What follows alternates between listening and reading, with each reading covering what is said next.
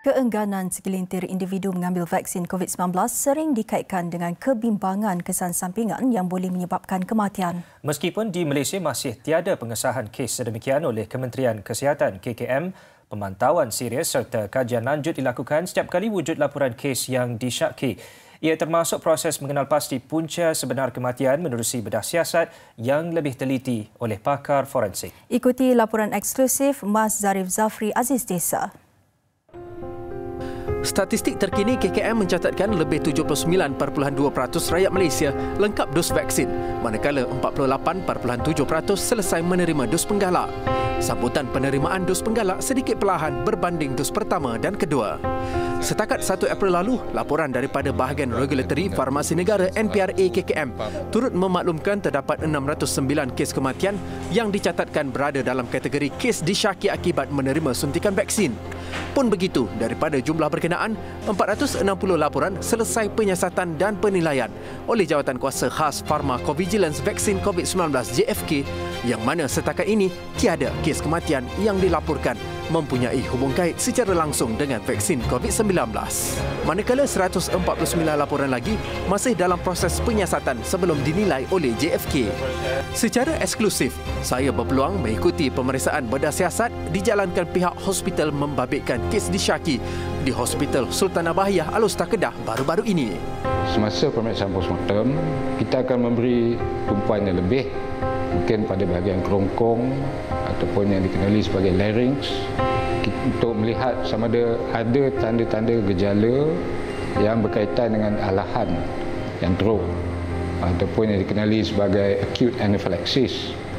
Jadi kita akan lihat sama ada saluran pada bahagian kerongkong dia ada bengkak, dan jika kematian itu berlaku lebih lewat sedikit, mungkin beberapa hari ataupun masuk minggu kedua selepas menerima vaksin, maka mungkin kita akan beri tumpuan yang lebih pada organ jantung.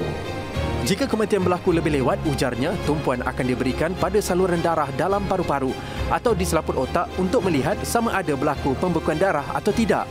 Sampel tisu dalaman akan turut diambil bagi mengesan keradangan otot jantung atau myokarditis.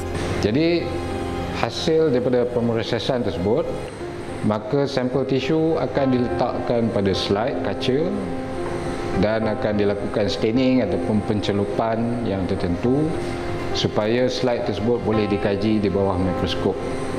Jadi pemeriksaan mikroskop ni kita akan melakukan kajian ataupun penilaian sampel tisu pada peringkat mikroskopik lah, iaitu ia lebih daripada peringkat mata kasar. Dan kebiasaannya apa yang tidak dapat dilihat pada peringkat mata kasar, jika ada keabnormalan struktur, maka ia boleh dikesan menerusi pemeriksaan mikroskopik. Bagaimanapun, tambahnya, punca kematian disyaki akibat vaksin tidak dapat ditentukan melalui proses bedah siasat semata-mata. Sampel diperolehi perlu dikaji bukan sahaja di makmal hospital atau fasiliti di dalam negara, bahkan dihantar ke luar negara bagi kajian lanjut sebelum kesimpulan dapat dibuat. Kebanyakan kes kematian dirumuskan bukan disebabkan vaksin, adalah berpunca daripada pelbagai gejala atau penyakit biasa yang berpotensi untuk mengakibatkan kematian mengejut di dalam populasi umum negara. Misalnya penyakit saluran darah koronari, penyakit jantung iskemia dalam kalangan golongan berusia dan penyakit jantung aritmik dalam kalangan golongan muda.